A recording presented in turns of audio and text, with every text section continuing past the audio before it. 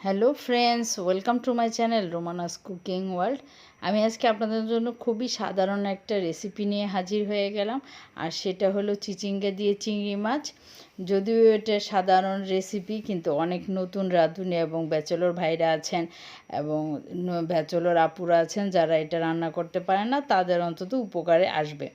যদি রেসিপিটি ভালো লেগে থাকে তাহলে সাবস্ক্রাইব মাই চ্যানেল।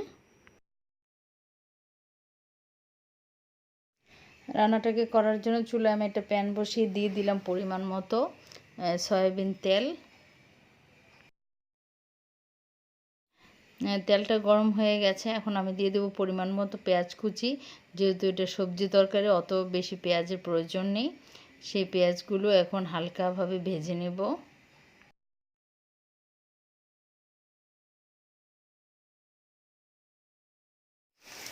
পেঁয়াজটা যখন এরকম ভাজা হয়ে আসবে তখন আমি এখানে দিয়ে দিব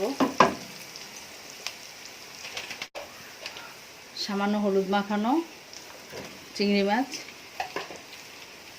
চিংড়ি মাছটাকে হালকা এটার মধ্যে ভেজে নেব পেঁয়াজের সাথে।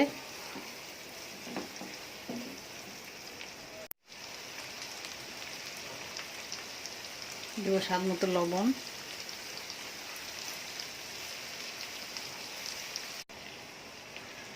দেব হাফ চামচ আদা রসুনের পেস্ট। আদা রসুনের পেস্ট এই তরকারিটাতে দিচ্ছি, তাহলে ওই যে চিচিঙ্গা থেকে যে একটা ফ্লেভার আসে, কেমন একটা গন্ধ, সেটা আর আসবে না, খেতে খুবই ভালো লাগবে।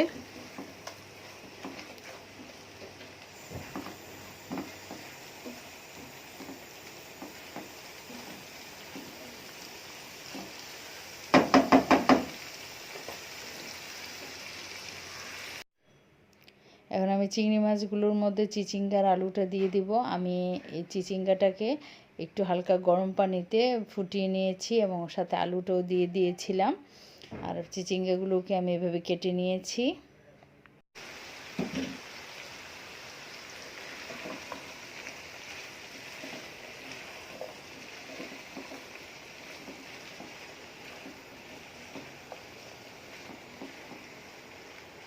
এখন আমি এখানে দিয়ে দিব 2 চামচ হলুদের গুঁড়া,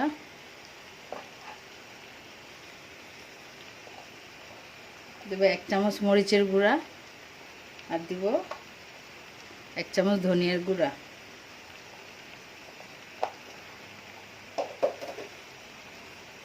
দিয়ে এটাকে খুব ভালো করে মিক্স করে কষিয়ে নিব।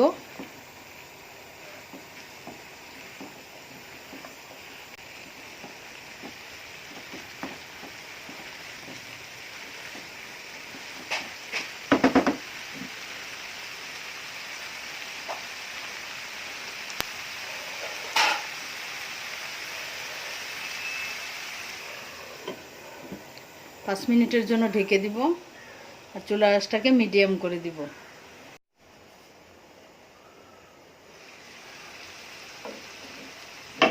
ফিরে আসলাম 5 মিনিট পর। এর মাঝে আমি একবার নেড়ে চেড়ে দিয়েছি। দেখুন তেল ওঠা শুরু হয়ে গেছে, কিন্তু কষানো হয়ে গেছে। এখন আমি এটাতে পানি দিয়ে দিব। পানিটা এমনভাবে দিব যাতে আলুটা সিদ্ধ হয়, আর সবজিটা তো সিদ্ধ হতে বেশি সময় লাগবে না।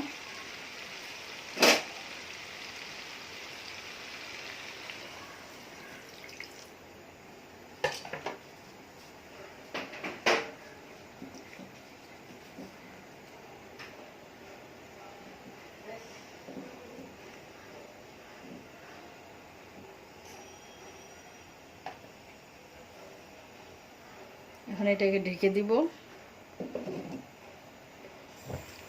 যখন এটা ফুটে উঠবে তখন এটাকে চুলার আঁচটাকে মিডিয়াম করে দিব। এতে বলক চলে আসছে। আমি এখন কতগুলো কাঁচামরিচ দিয়ে দিব। দিয়ে চুলার আঁচটাকে মিডিয়াম করে আমি এভাবে খুলে রান্না করব, এতে করে সবজির কালারটা নষ্ট হবে না।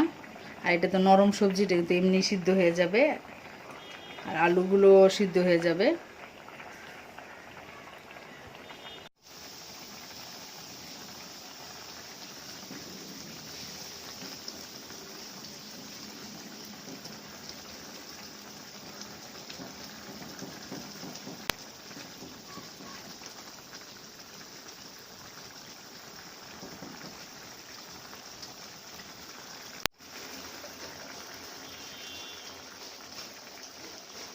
রান্নাটা আমার হয়ে গেছে।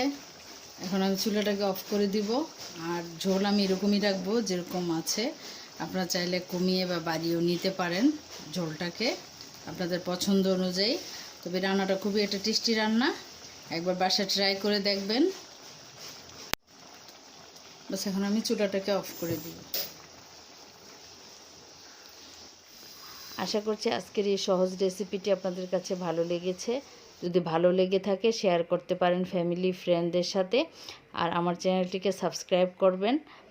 অনেক ধন্যবাদ ভিডিওটি দেখার জন্য। আবার ফিরে আসবো কোনো নতুন রেসিপি নিয়ে।